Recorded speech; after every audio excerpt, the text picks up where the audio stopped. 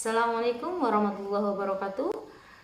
Saya Desi Milena Gultom SKM MKes, salah seorang pengampu mata kuliah promosi kesehatan di program studi Diploma 3 Kebidanan Institut Teknologi dan Kesehatan Sumatera Utara. Pada kesempatan kali ini saya akan menjelaskan pernyataan diri dosen dalam unjuk kerja Tridharma Perguruan Tinggi PDD UKT-PT dalam bidang pengajaran. Mata kuliah promosi kesehatan dengan bobot SKS 2 SKS dan adapun capaian pembelajaran pada promosi kesehatan ini adalah menguasai konsep, prinsip, dan teknik promosi kesehatan, berkontribusi dalam peningkatan mutu kehidupan bermasyarakat, bernegara, dan kemajuan peradaban berdasarkan Pancasila, bekerja sama dan memiliki kepekaan sosial serta kepedulian terhadap masyarakat dan lingkungan, menguasai konsep teoritis sistem organ tubuh manusia, prinsip dan konsep umum biomedik, mikrobiologi, farmakologi, kesehatan masyarakat, sosial budaya dasar, konsep kebidanan, ilmu komunikasi, dan etika profesi. Mengetahui konsep penyakit-penyakit umum yang terjadi di masyarakat sehingga dapat melakukan upaya promotif dan preventif dalam praktik kebidanan. Menguasai konsep kesehatan masyarakat sehingga dapat memberikan layanan kebidanan yang bermutu di pelayanan kesehatan, mampu menyelesaikan pekerjaan berlingkup luas dan menganalisis data dengan beragam metode yang sesuai, baik yang belum maupun yang sudah baku, mampu berkomunikasi efektif, terapeutik dengan perempuan, keluarga, dan masyarakat, serta teman sejawat untuk meningkatkan kesehatan perempuan, ibu, dan anak, mampu melakukan proses evaluasi diri terhadap kelompok kerja yang ada di bawah tanggung jawabnya dan mengelola perkembangan kompetensi kerja secara mandiri, serta mampu melaksanakan promosi kesehatan di pelayanan kesehatan dan komunitas.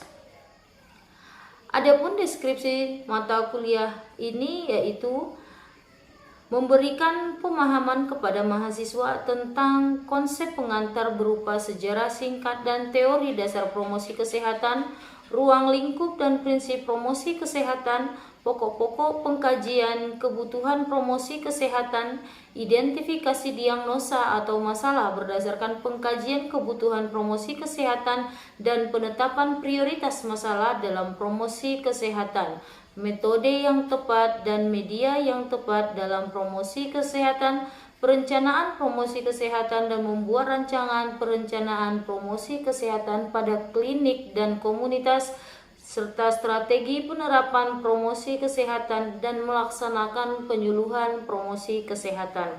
Pada mata kuliah ini terbagi atas 14 kali pertemuan dengan materi konsep promosi kesehatan, pengkajian kebutuhan promosi kesehatan, metode dan media dalam promosi kesehatan, rancangan perencanaan dan evaluasi promosi kesehatan, strategi penerapan promosi kesehatan pada klien di tatanan klinik dan komunitas, serta praktikum promosi kesehatan. Sebagai evaluasi terbagi dengan bobot penilaian ujian tengah semester 35%, ujian akhir semester 35%, penugasan 20%, dan kehadiran 10%. Media pembelajaran yang digunakan yaitu dengan Microsoft PowerPoint, laptop, LCD proyektor atau televisi, dan pointer. Selanjutnya saya akan menunjukkan video pembelajaran dengan tatap muka serta menggunakan protokol kesehatan. Warahmatullahi wabarakatuh. Selamat siang buat kita semua. Pada pertemuan hari ini kita bertemu di mata kuliah promosi kesehatan. Kita mulai kuliah hari ini. Ada baiknya kita berdoa menurut agama dan kepercayaan masing-masing. Berdoa selesai. Baik, kita mulai untuk media dalam promosi kesehatan. Sebagai review pertemuan yang sebelumnya, metode dalam promosi kesehatan. silakan tunjuk tangan apa yang dimaksud dengan metode promosi kesehatan. Silakan tunjukkan apa yang dimaksud dengan metode promosi kesehatan. Metode dalam promosi kesehatan yaitu metode ataupun cara-cara yang dilakukan untuk melakukan promosi kesehatan. Iya, metode promosi kesehatan itu adalah namanya metode, ya. Kita ingat metode merupakan cara yang dilakukan dalam promosi kesehatan. Nah, untuk pertemuan hari ini kita berbicara tentang media, sangat berkaitan erat dengan metode promosi kesehatan. Nah, pada materi ini setelah kita mengikuti perkuliahan hari ini diharapkan seluruh mahasiswa memahami dan mampu menjelaskan tentang pengertian media dalam promosi kesehatan, kemudian menyebutkan peran media dalam promosi kesehatan, dan yang ketiga, dapat membedakan jenis-jenis media dalam promosi kesehatan. Nah, di sini ada sebuah pertanyaan. Apa yang ada di dalam benak Anda? Kalau tadi sudah terjawab tentang metode, ya. Ketika ada pertanyaan tentang media, apa yang ada di benak Anda saat mendengar kata media? Ya, ada yang mau? Silakan tunjuk tangan. Ya, silakan. Media dalam promosi kesehatan yaitu suatu alat yang digunakan untuk mempromosikan kesehatan, seperti contohnya brosur ataupun TV di jalanan, kemudian leaflet ataupun koran. Iya, ya, masih banyak contoh-contoh yang lain, ya, di mana di sini bahwa media itu adalah alat yang kita gunakan. Kalau tadi metode adalah cara yang digunakan, kemudian media adalah alat yang digunakan. Jadi sangat erat kaitannya, ya. Nah, apakah gambar-gambar tersebut ini termasuk dalam media? Ya, termasuk, ya. Ada di sini untuk mengarahkan agar mencuci tangan, apalagi saat ini kita masih dalam pandemi COVID-19, ya. Ini sangat digadang-gadangkan oleh pemerintah pusat, daerah. Semua pemerintahan mewajibkan dalam mencuci tangan sekarang, ya. Kemudian di sini ada lagi kakak-kakak cantik, ya. Ada kakak-kakak cantik yang sedang melakukan promosi kesehatan, ya. Dan mereka memegang beberapa media yang akan mereka promosikan. Jadi promosi kesehatan itu dari gambar ini bisa kita lakukan dengan cara apapun, ya. Baik dia dengan cara cetak maupun dengan cara elektronik, ya. Media dalam promosi kesehatan itu. Nah, media itu adalah semua sarana, semua alat-alat, ya, semua sarana atau upaya untuk menampilkan pesan informasi yang ingin disampaikan oleh komunikator. Ingat kembali pelajaran komunikasi di dalam perbidanan. Ada katanya komunikan. Apa itu komunikan? Orang yang memberikan informasi atau yang menyampaikan pesan. Kalau ilmu dan teknologi dari yang dulu dengan yang sekarang sudah sangat jauh berbeda. Sangat jauh berbeda. Karena dari media ini semakin bertambah tahun, semakin banyak ilmu pengetahuan, semakin banyak penemuan-penemuan terbaru yang bisa digunakan sebagai media promosi kesehatan. Itu yang harus kita catat penting. Sehingga diperlukanlah seorang bidan itu, karena dia akan memberikan pesan-pesan kepada masyarakat, baik dia di lingkup individu, keluarga maupun kelompok, haruslah bisa menggunakan media. Tetapi harus disesuaikan dengan promosi kesehatan secara spesifiknya itu apa. Jadi sudah paham, ya, apa itu media promosi kesehatan? Yang itu merupakan alat yang digunakan oleh si penyampaikan pesan, ya, untuk memberikan informasi tentang kesehatan. Jadi untuk apa peran media ini di dalam melakukan promosi, di dalam melakukan penyuluhan untuk bidan? Untuk apa dia? Apa sih perannya?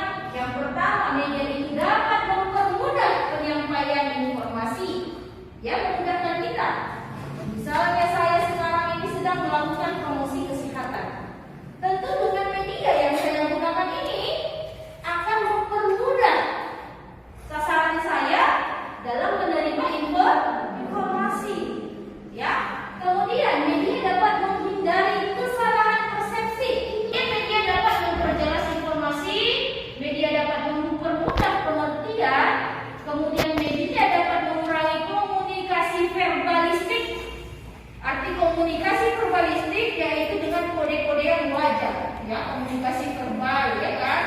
Jadi banyak hal-hal yang mungkin nggak perlu untuk disampaikan jadi tersampaikan, dan banyak kode-kodean yang harus tidak disampaikan jadi tersampaikan gitu ya. Nah, kemudian media dapat menampilkan objek yang tidak dapat ditangkap dengan mata. Nah, seperti itu. Kemudian media dapat mempelajari komunikasi. Selanjutnya ya, jenis media itu. Dari tadi contoh yang di awal, gambar yang di awal itu bisa disimpulkan kira-kira apa saja jenis-jenis dari media promosi kesehatan. Yang pertama tentu ada media cetak, kemudian media elektronik, ya. Kemudian apa lagi? Media ruang.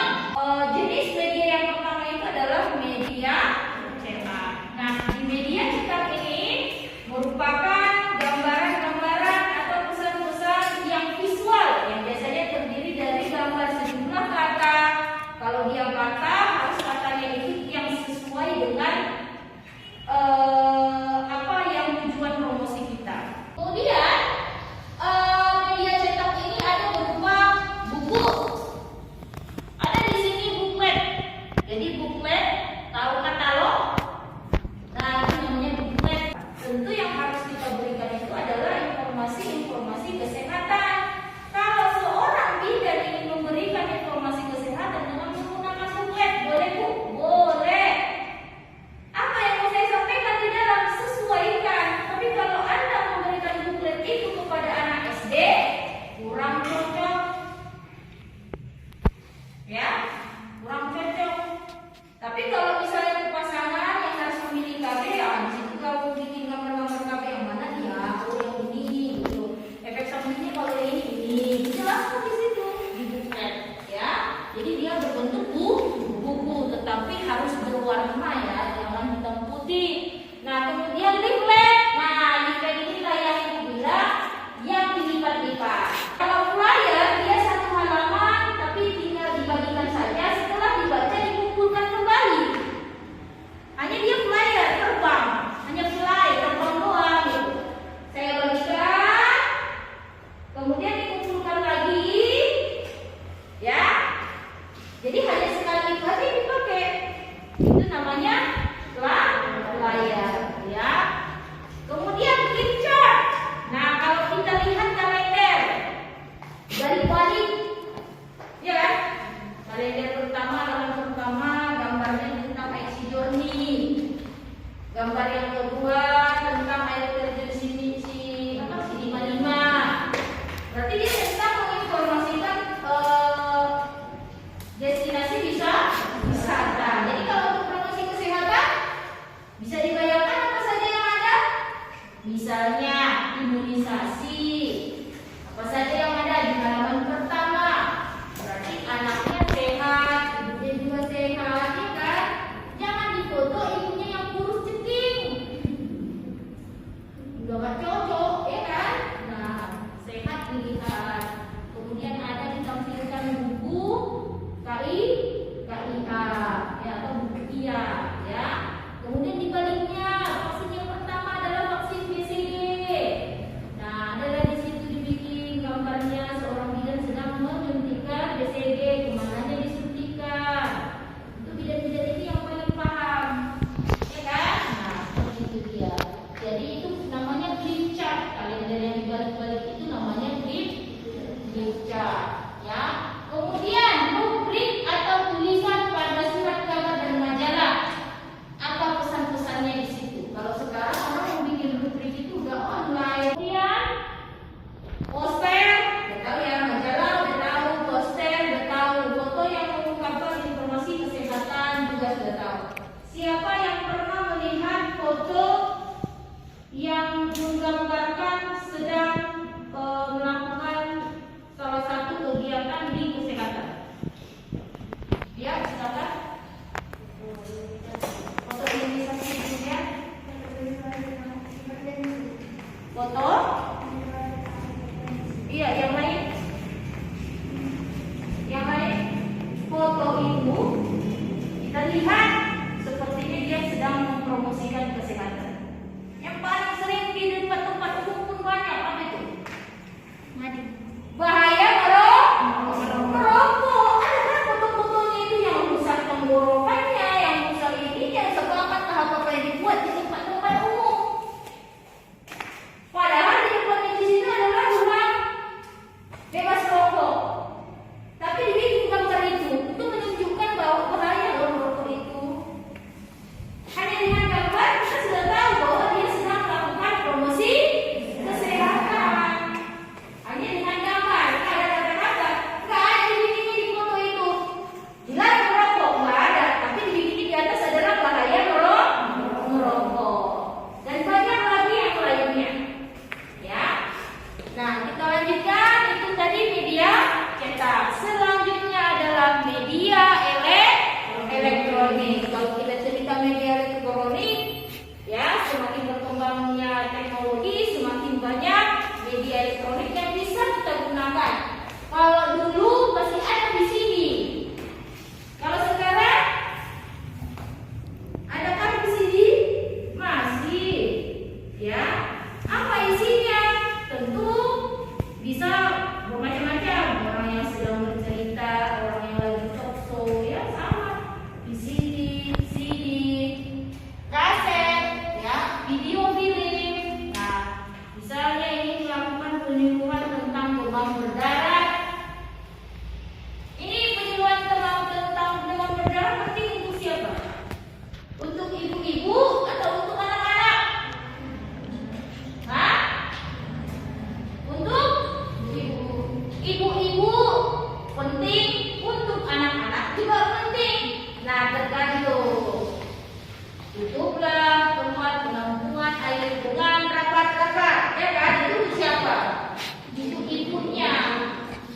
Untuk anaknya,